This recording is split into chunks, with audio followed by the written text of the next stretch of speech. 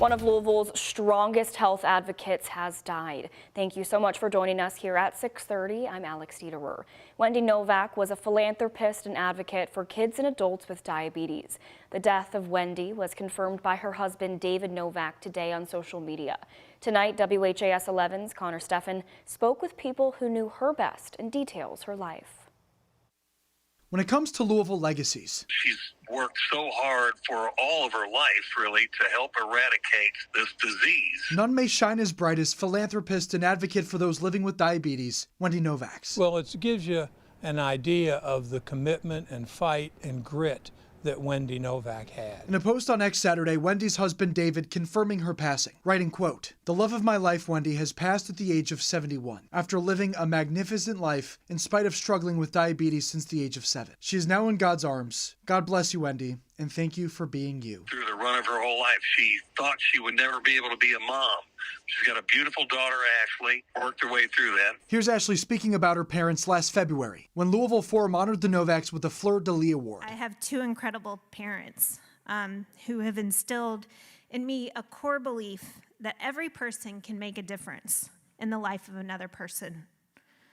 That is why we chose the name that we did, as fun as it sounds, but Lift a Life Foundation. Its word speaks to our mission. In October of 2022, Novak helped create the Wendy Novak Diabetes Institute, equipped with a vision to expand diabetes care for children and adults across the city. She loved her hometown. Wendy Novak's legacy is global. In a statement, Mayor Greenberg called Novak a, quote, "incredible woman and community leader who will be greatly missed." Wendy was a fierce advocate for children with type 1 diabetes through her work with the Wendy Novak Diabetes Institute. And as a type 2 diabetic himself, I've been living with type 2 diabetes for almost 20 years now. Former U.S. Congressman Mike Ward remembers Novak for what her strength did for him personally. Wendy showed that it really is something you have to be on top of. Wendy Novak truly put her time and treasure to work for our community. As Louisville says goodbye to one of its own, a legacy lives on. In Louisville, Connor Steffen, WHAS 11 on your side. Just this past winter, Novak released a book called Diabetes and Me, which aims to guide people on how to live your life to the fullest while managing diabetes. Novak was 71 years old.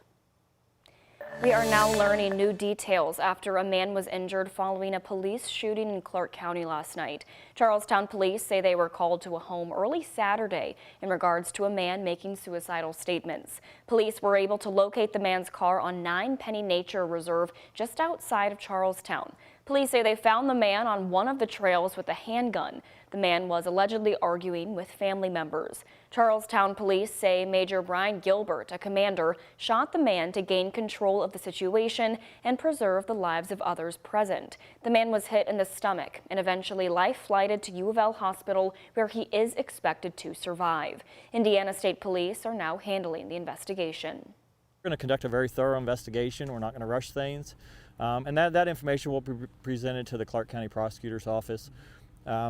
One, we want to make sure that the officers did everything appropriate in their situation, review that side of things, but also the individual that has been injured, whether he's going to face any charges, that will be up to the Clark County Prosecutor. Gilbert has been placed on administrative leave and no one else was hurt in this incident. Campbellsville University has resumed all campus activities a day after a student was found dead in his dorm. Police found Josiah Kilman unresponsive in his dorm room early Saturday morning. The discovery of Kilman's body led to an hours-long lockdown yesterday as police searched for the man they believed responsible for his murder.